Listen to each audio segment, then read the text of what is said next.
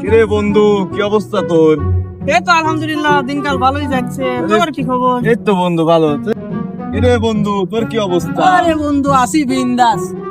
মানে আমার দাদার এই যে অর্ধেক কোটির অর্ধেক সম্পত্তি দিল আমার দাদা, আমি এটা উঠে মুটে খাচ্ছি আর তাহলে কি। বন্ধু তোর কি আছে? কার কাছ কি করছ তুই?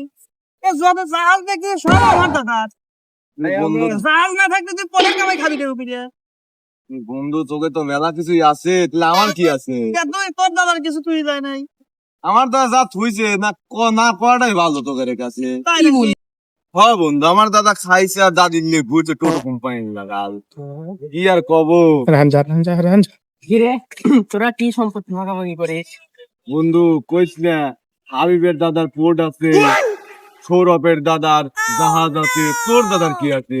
আরে বেটা, এই একটা কথা বললে, আমার দাদার জায়গার উপর দিয়ে যে নদীটা গেছে, তাহলে তো তোদের জাহাজ আর পোর্ট আসতেই পারতো, বুঝলি না? বন্ধু, তোর দাদার কত তো আছে, তাহলে আমার দাদার কি আছে? তোর দাদা কি আছে বল, আমরা শুনি। আমার দাদা খালি দাদির লেগে ঘুরতে আর খাইয়ে দাদা।